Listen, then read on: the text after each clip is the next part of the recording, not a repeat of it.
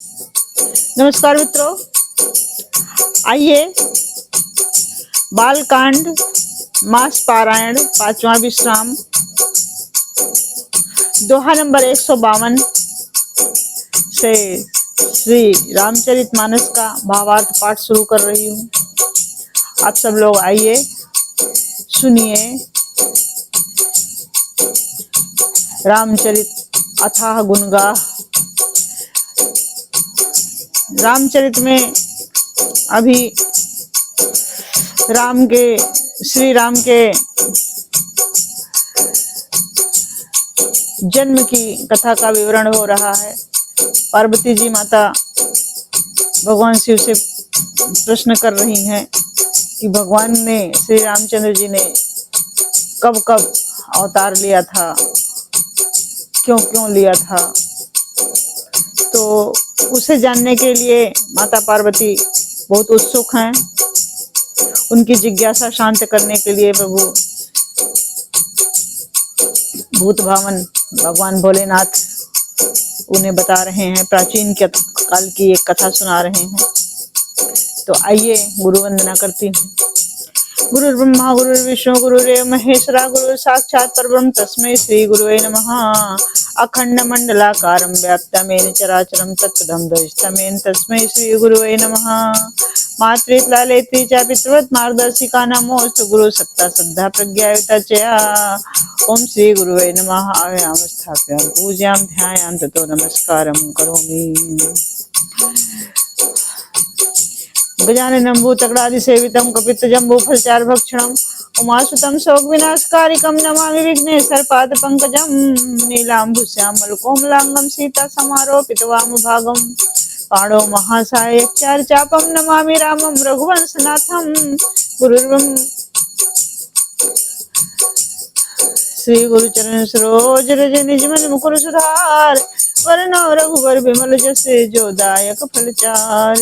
बुद्धिहीन तन जानिके सुमिरो पवन कुमार बल बुद्धि विद्या देहु मोहि हरहु कलेश विकार। मनोजवं मारुततुल्य वेगं जितेन्द्रियं बुद्धिमतां वरिष्ठं वातात्मजं वानरयूथ मुख्यं श्रीरामदूतं शरणं प्रपद्ये। राम कथा के रसिक तुम भक्ति राज मत दीर आए सुआसन बैठिए तेज पुंज कबीर। तुलसी तुलसी सब कहे तुलसी वन की घास कथा भई रघुनाथ की सो बन गए तुलसीदास। कृपा भई रघुनाथ की सो बन गए तुलसीदास। तुलसी सीता राम रटे जो नर कर विश्वास गाय राम गुण गल बिमल भवतर बिनहि प्रयास। तुलसी सीता राम रटे जो नर कर विश्वास कबहू बिघटत ना सुनो श्री रामचंद्र को दास। जय सिया राम जय जय सिया राम जय सिया राम जय जय सिया राम। कलयुग समझ बयान नहीं जो नर कर विश्वास गाय राम गुण गण बिमल भवतर बिनहि प्रयास। कलयुग समझ बयान नहीं जो नर कर विश्वास गाय राम गुण गण बिमल भवतर बिनहि प्रयास। जय सिया राम जय जय सिया राम जय सिया राम जय जय सिया राम जय राम जय राम जय जय राम जय सिया राम जय जय सिया राम। बरसई राम सुजस बरबारी मधुर मनोहर मंगलकारी। जय सिया राम जय जय सिया राम जय सिया राम जय जय सिया राम। जय सिया राम जय जय सिया राम जय सिया राम शंकर हरि ओम। जय सिया राम जय जय सिया राम जय सिया राम शंकर हरि ओम। जय सिया राम, जय जय सिया राम, जय सिया राम, जय जय सिया राम। सीता राम चरण रत मोरे, अनुदिन बढ़ऊं अनुग्रह तोरे। सीता राम चरण रत मोरे, अनुदिन बढ़ऊं अनुग्रह तोरे, अनुदिन बढ़ऊं अनुग्रह तोरे। जय सिया राम, जय जय सिया राम, जय राम जय राम, जय जय राम। जय सिया राम, जय जय सिया राम, जय राम जय राम, जय जय राम। जय सिया राम, जय जय सिया राम। राम नाम मणिदीप धरी, जी हृदय हरिद्वार। तुलसी भीतर बाहिरो, जो चाहत उजियार। राम नाम मणिदीप धरी, जी हृदय हरिद्वार। तुलसी भीतर बाहिरो, जो चाहत उजियार। जय सिया राम, जय जय सिया राम, जय सिया राम, जय जय सिया राम। जय राम जय राम, जय जय राम, जय सिया राम, जय जय सिया राम। मंगल भवन मंगल हारी, द्रवहु दशरथ अजिर बिहारी। जय सिया राम, जय जय सिया राम, जय सिया राम, जय जय सिया राम। मंगल भवन मंगल हारी, उमा सहित जेहि जपत पुरारी। जय सिया राम, जय जय सिया राम, जय सिया राम, जय जय सिया राम। जय सिया राम, जय जय हरि ओम, जय सिया राम, जय जय सिया राम, जय जय हरि ओम। जय सिया राम, जय जय सिया राम, जय जय सिया राम, जय जय सिया राम। जय सिया राम, शंकर हरि ओम, जय सिया राम, शंकर हरि ओम। जय सिया राम, जय जय सिया राम, जय राम जय राम, जय जय राम। जय सिया राम, जय जय सिया राम, जय राम जय राम, जय जय राम। कलयुग समयुग आन नहीं, जब नर कर विश्वास। गाय राम गुण गण बिमल, भवतर बिनहि प्रयास। यह इतिहास पुनीत यति, उमा कुमहि कही वृष के। तु भरद्वाज सुन अपर मुनि, राम जन्म कर हेतु। याज्ञवल्क्य जी कहते हैं, हे भरद्वाज, इस अत्यंत पवित्र इतिहास को शिव जी ने पार्वती से कहा था। अब श्री राम के अवतार लेने का जो दूसरा कारण है वो सुनो। सुनि मुनि कथा पुनीत पुरानी, जो गिरजा प्रति शंभु बखानी। सुनि मुनि कथा पुनीत पुरानी, जो गिरजा प्रति शंभु बखानी। विश्व विदित एक कैकेयी देशु, सत्य केतु तहाँ बसई नरेशु। विश्व विदित एक कैकेयी देशु, सत्य केतु तहाँ बसई नरेशु। हे मुनि, वह पवित्र और प्राचीन कथा सुनो, जो शिव जी ने पार्वती जी से कही थी। संसार में प्रसिद्ध एक कैकेयी देश है। वहां सत्यकेतु नामक राजा रहता राज्य करता था। वो धर्म की धुरी को धारण करने वाला, नीति की खान, तेजस्वी, प्रतापी, सुशील और बलवान था। उसके 2 वीर पुत्र थे, जो सब गुणों के भंडार और बड़े ही रणधीर थे, बड़े ही निर्भीक और बड़े ही योद्धा थे। राज्य का उत्तराधिकारी जो बड़ा लड़का था, उसका नाम प्रताप भानु था। दूसरे पुत्र का नाम अरिमर्दन था, जिसकी भुजाओं में अपार बल था और जो युद्ध में पर्वत के समान अटल रहता था। भाई भाई में बड़ा मेल और सब प्रकार के दोषों और छलों से रहित सच्ची प्रीति थी। राजा ने जेठ पुत्र को राज्य दे दिया और आप भगवान के भजन के लिए वन को चल दिया। जब प्रताप भानु राजा हुआ तो देश में उसकी दुहाई फिर गई वो वेद में बताई हुई विधि के अनुसार उत्तम रीति से प्रजा का पालन करने लगा। उसके राज्य में पाप का कहीं लेस मात्र भी नाम नहीं था। राजा प्रताप भानु बड़ा ही धर्मात्मा और पुण्यात्मा राजा था। राजा का हित करने वाला और शुक्राचार्य के समान बुद्धिमान धर्मरुचि नामक उसका मंत्री था। इस प्रकार बुद्धिमान मंत्री और बलवान तथा वीर भाई के साथ ही स्वयं राजा भी बड़ा प्रतापी और रणधीर था। साथ में अपार चतुरंगणी सेना थी, जिसमें असंख्य योद्धा थे जो सब के सब रण में जूझ मरने वाले थे। अपनी सेना को देखकर राजा बहुत प्रसन्न हुआ और घमाघम नगाड़े बजने लगे। दिग्विजय के लिए सेना तैयार कर सजा करके वह राजा शुभ दिन शुभ मुहूर्त साध कर और डंका बजाकर चला। जहां तहां बहुत सी लड़ाइयां हुई, उसने सब राजाओं को बलपूर्वक जीत लिया। अपनी भुजाओं के बल से उसने सातों द्वीपों अर्थात समूचे भूमिखंडों को बस में कर लिया और राजाओं से दंड कर लेकर उन्हें छोड़ दिया। संपूर्ण पृथ्वी मंडल का उस समय प्रताप भानु ही एकमात्र चक्रवर्ती राजा था।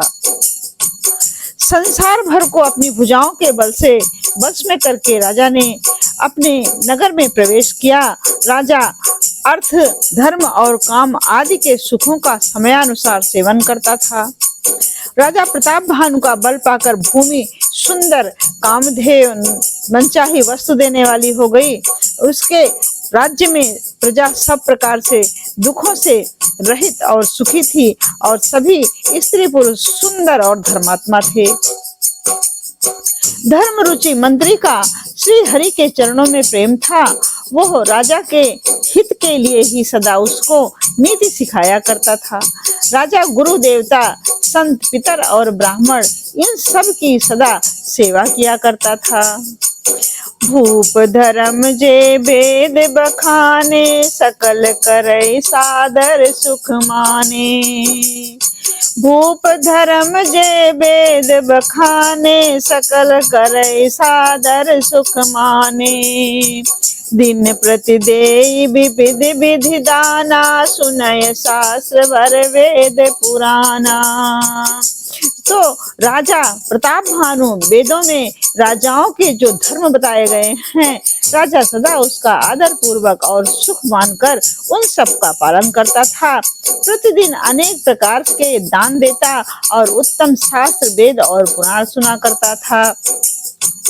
उसने बहुत सी बावलियां, कुएं, तालाब, फुलवाड़ियां, सुंदर बगीचे, ब्राह्मणों के लिए घर और देवताओं के लिए सुंदर विचित्र मंदिर सब तीर्थों में बनवाए। वेद और पुराणों में जितने प्रकार के यज्ञ कहे गए हैं, राजा ने एक एक करके उन सबों यज्ञों को प्रेम सहित हजार हजार बार किया। राजा के हृदय में किसी फल की टोह अर्थात कामना न थी। राजा बड़ा ही बुद्धिमान और ज्ञानी था। वो ज्ञानी राजा कर्म, मन और वाणी से जो कुछ भी धर्म करता था, सब भगवान वासुदेव के चरणों में अर्पित करता था। एक बार वो राजा अच्छे घोड़े पर सवार होकर शिकार का सब सामान सजाकर विंध्याचल के घने जंगल में गया और वहां उसने बहुत से उत्तम उत्तम हिरण मारे। जय सिया राम, जय जय सिया राम, जय सिया राम, जय जय सिया राम। राजा ने वन में फिरते हुए एक सुअर को देखा। दांतों के कारण वो ऐसा दिख पड़ता था मानो चंद्रमा को ग्रस का मुंह में पकड़कर राहु वन में आ छिपा हो। चंद्रमा का बड़ा होने से उसके मुंह में समाता नहीं है और मानो क्रोधवश वो भी उसे उगलता नहीं है। यह तो सुअर के भयानक दांतों की शोभा कही है। इधर उसका शरीर भी बहुत ही विशालकाय और मोटा था। घोड़े की आहट पाकर वो घुरघुराता हुआ कान उठाए चौकन्ना होकर देख रहा था। नील पर्वत के शिखर के समान विशाल शरीर वाले उस सुअर को देखकर राजा राजा घोड़े को चाबुक लगाकर तेजी से चला और उसने सुअर को ललकारा कि अब तेरा बचाव नहीं हो सकता है। अधिक शब्द करते हुए घोड़ों को अपनी तरफ आता देखकर सुअर पवन वेग से भाग चला। राजा ने तुरंत ही बाण को भानु पर धनुष पर चढ़ाया। सुअर बाण को देखते ही धरती में दुबक गया। राजा तक तक करके तीर चलाता रहा, देख देख करके ध्यान से तीर चलाता रहा, परंतु सुअर छल करके शरीर को बचाता रहा। वो पशु कभी प्रकट होता और कभी छिपता हुआ भागता भागा जाता था और राजा भी क्रोध के वश में उसके साथ पीछे लगा लगा चला जाता था। सुअर बहुत दूर ऐसे घने जंगल में चला गया जहाँ हाथी घोड़े का निवाह मतलब गम नहीं था। राजा बिल्कुल अकेला था और वन में क्लेश भी बहुत था, फिर भी राजा ने उस पशु का पीछा नहीं छोड़ा। राजा को बड़ा धैर्यवान देखकर सुअर भागकर पहाड़ की एक गहरी गुफा में जा घुसा और छिप गया। उसमें जाना कठिन देखकर राजा को बहुत पछता कर लौटना पड़ा, पर उस घोर वन में वो रास्ता भूल गया। बहुत परिश्रम करने से थका हुआ और घोड़े समेत बहुत प्यास से व्याकुल राजा नदी तालाब खोजता खोजता पानी बिना बेहाल हो गया। वन में फिरते फिरते उसने एक आश्रम देखा। वहां कपट से मुनि का वेश बनाए एक राजा रहता था, जिसका देश राजा प्रताप भानु ने छीन लिया था और जो सेना को छोड़कर युद्ध से भाग गया था।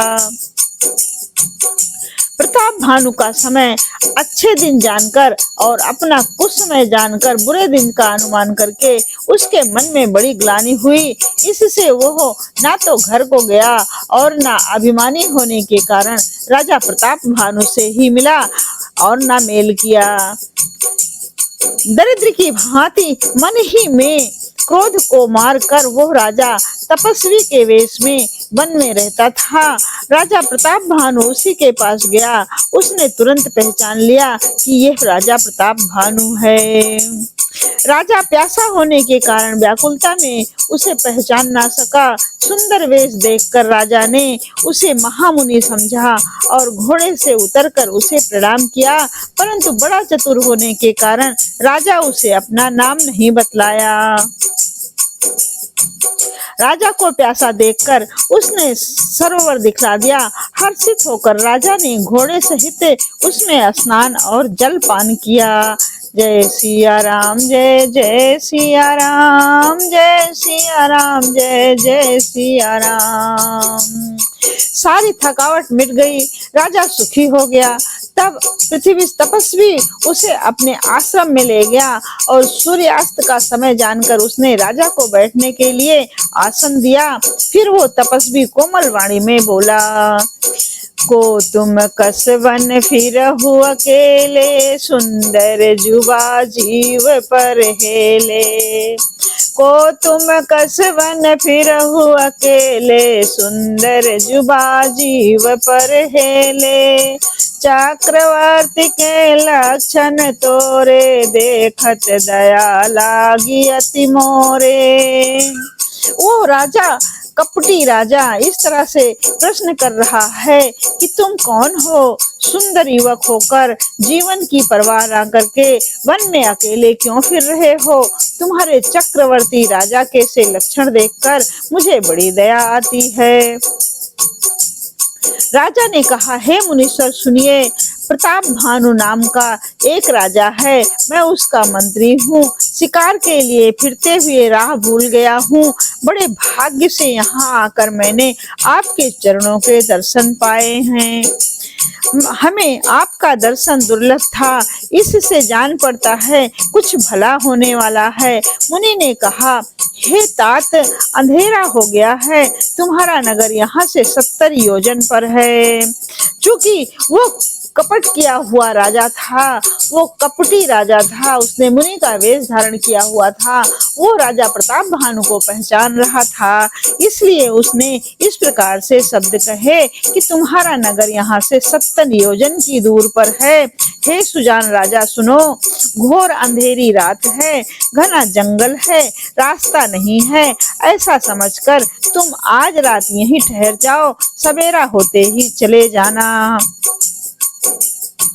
तुलसीदास जी कहते हैं, जैसी भवितव्यता अर्थात होनहार होती है, होनी को कोई नहीं टाल सकता, वैसी ही सहायता मिल जाती है। या तो वो आप ही उसके पास आती है या उसको वहां ले जाती है। हे नाथ, बहुत अच्छा, ऐसा कहकर उसकी आज्ञा सिर चढ़ाकर घोड़े को पृथ्वी से वृक्ष से बांधकर राजा बैठ गया। राजा ने उसकी बहुत प्रकार से प्रशंसा की और उसके चरणों में वंदना करके अपने भाग्य की सराहना की। फिर सुंदर कोमल वाणी से कहा, हे प्रभु, आपको पिता जानकर मैं ढिठाई करता हूँ। हे मुनीश्वर, मुझे अपना पुत्र और सेवक जानकर अपना नाम धाम विस्तार से बतलाइए। राजा ने उसको नहीं पहचाना, पर वो राजा को पहचान गया था। राजा तो शुद्ध हृदय था और वो कपट करने में चतुर था। एक तो बैरी, फिर जाति का क्षत्रिय, फिर राजा, वो छल बल से अपना काम बनाना चाहता था। वह शत्रु अपने राज्य सुख को समझ करके स्मरण करके दुखी था। उसकी छाती कुम्हार के आवे की तरह, जल की तरह, आग की तरह भीतर भीतर ही सुलग रही थी। राजा के सरल वचन कान को सुनकर अपने बैर को याद कर कर वो हृदय में हर्षित हुआ। कपट बोरी बानी मृदुले बोले ओ जुगत समेत, नाम हमारी भिखारी अब निर्धन रहित निकेत। कपट बोरी बानी मृदुले बोले ओ जुगत समेत, नाम हमारी भिखारी अब निर्धन रहित निकेत।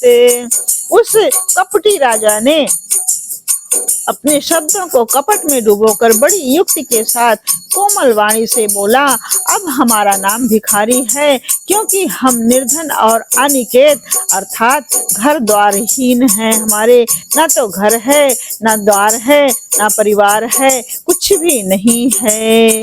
राजा ने कहा, जो आपके सदृश विज्ञान के निधान और सर्वथा अभिमान रहित होते हैं, वे अपने स्वरूप को सदा छिपाए रहते हैं, क्योंकि कुवेश बनाकर रहने में ही सब तरह का कल्याण है। प्रकट संत वेश में मान होने की संभावना है और मान से ही पतन की। जय सिया राम, जय जय सिया राम, जय सिया राम, जय जय सिया राम। इसी से तो संत और वेद पुकार कर कहते हैं कि परम अकिंचन अर्थात सर्वथा अहंकार, ममता और मान रहित ही भगवान को प्रिय होते हैं। आप सरीखे निर्धन भिखारी और गृही हीनों को देखकर ब्रह्मा और शिव जी को भी संदेह हो जाता है कि वे वास्तविक संत हैं या भिखारी। आप जो हो सो हो, अर्थात कोई भी हो, मैं आपके चरणों को नमस्कार करता हूँ।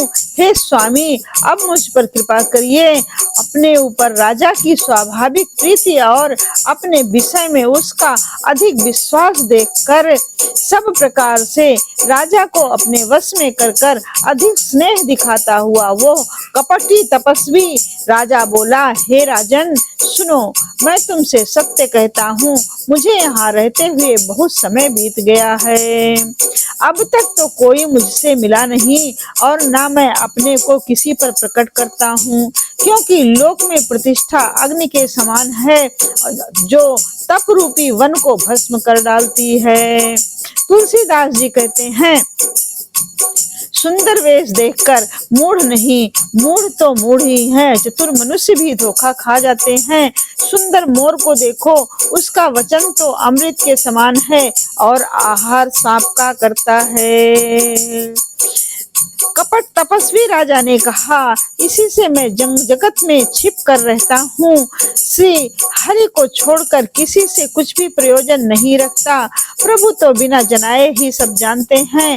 फिर कहो, संसार को रिझाने से क्या सिद्धि मिलेगी। ताते गुपत रहूं जग माही, तज हरि किमपि प्रयोजन नाही। प्रभु जानत सब बिनहि जनाए, कहु कवन सिद्धि लोक रिझाए। इस प्रकार से कपटी तपस्वी राजा ने कहा, इसी से मैं जगत में छिप कर रहता हूँ। श्री हरि को छोड़कर किसी से कुछ भी प्रयोजन नहीं रखता। प्रभु तो बिना जनाए ही सब जान जाते हैं। फिर कहो, संसार को रिझाने से क्या सिद्धि मिलेगी। तुम पवित्र और सुंदर बुद्धि वाले हो, इससे मुझे बहुत ही प्यारे हो और तुम्हारी भी मुझ पर प्रीति और विश्वास है। हे तात, अब यदि मैं तुमसे कुछ छिपाता हूँ तो मुझे बहुत ही भयानक दोष लगेगा। उस कपटी राजा ने राजा प्रताप भानु से इस प्रकार से कहा और उसको अपने विश्वास में लिया। जिम तिम तापस कथई उदासा, तिम तिम निपहि उपज विश्वासा। देखा स्वबस कर्म मन बानी, तब बोला तापस बग ध्यानी। कपटी मुनि राजा जो था, कपटी राजा जो मुनि वेश में धारण किया हुआ था, वो राजा को पहचानता था। वो राजा के बारे में सब कुछ जानता था कि राजा कौन है, कैसा है, कहाँ का है, उसके घर में, उसका परिवार में सब कुछ उसके बारे में जानता था। इसलिए राजा को वो कपट वेशधारी मुनि जो कुछ भी बोलता, राजा उसको सच मानता, क्योंकि वही सत्य था। इसलिए राजा उस प्रताप भानु उस पर विश्वास करता हुआ चला गया। ज्यों ज्यों वो तपस्वी उदासीनता की बातें करता था, त्यों ही त्यों राजा को विश्वास उत्पन्न हो जाता था। जब उस बगुले की तरह ध्यान लगाने वाले कपटी मुनि ने राजा को कर्म मन और वचन से अपने वश में कर हुआ जाना, तब वो बोला, नाम हमारे एक तनु भाई, सुन निप बोले पुन सिर नाई। कहु नाम कर अर्थ बखानी, मोहि सेवक अति आपन जानी। हे भाई, कपटी राजा ने कहा, हे भाई, मेरा नाम एक तनु है।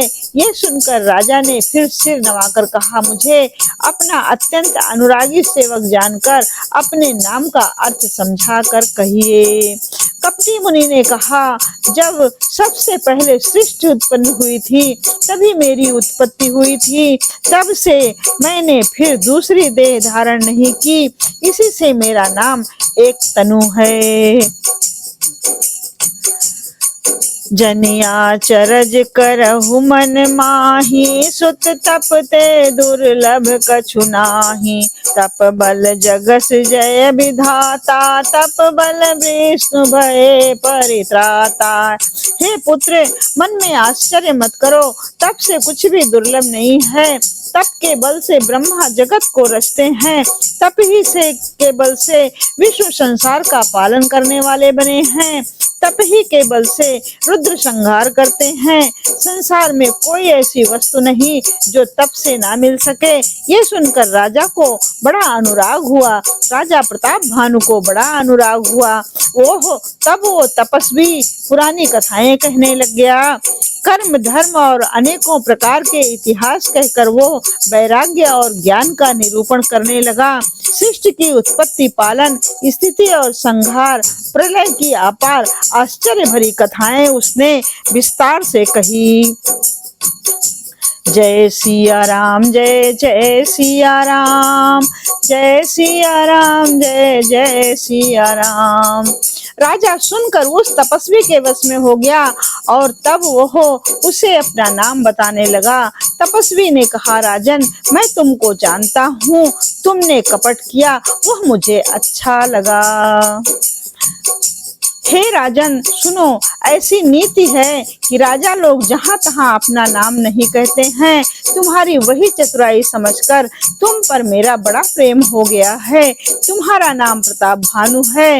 महाराज सत्यकेतु तुम्हारे पिता थे।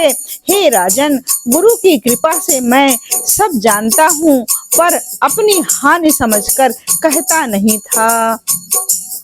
हे तात, तुम्हारा स्वाभाविक सीधापन, सरलता, प्रेम, विश्वास और नीति में निपुणता देखकर मेरे मन में तुम्हारे ऊपर बड़ी ममता उत्पन्न हो गई है। इसीलिए मैं तुम्हारे पूछने पर अपनी कथा कहता हूँ। अब मैं प्रसन्न हूँ, इसमें संदेह नहीं करना। हे राजन, जो मन को भावे वही मांग लो। सुंदर प्रिय वचन सुनकर राजा हर्षित हो गया और मुनि के पैर पकड़कर उसने बहुत प्रकार से विनती की। हे दया सागर मुनि, आपके दर्शन से ही चारों पदार्थ अर्थ, धर्म, काम और मोक्ष मेरी मुट्ठी में आ गए, तो भी स्वामी को प्रसन्न देखकर मैं ये दुर्लभ वर मांगकर क्यों ना शोक रहित हो जाऊं। कृपा सिंधु मुनि दर्शन तोरे, चार पदार्थ कर तल मोरे। कृपा सिंधु मुनि दर्शन तोरे, चार पदार्थ कर तल मोरे। प्रभु ही तथापि प्रसन्न भइलो की, मांगे अगम बर हो अशोकी। हे दया सागर मुनि, आपके दर्शन से ही चारों पदार्थ अर्थ, धर्म, काम और मोक्ष मेरी मुट्ठी में आ गए हैं, तो भी स्वामी को प्रसन्न देखकर मैं ये दुर्लभ वर मांगकर क्यों ना शोक रहित हो जाऊं। जय सिया राम, जय जय सिया राम, जय सिया राम, जय जय सिया राम। जय राम, जय राम, जय जय राम, जय सिया राम, जय जय सिया राम।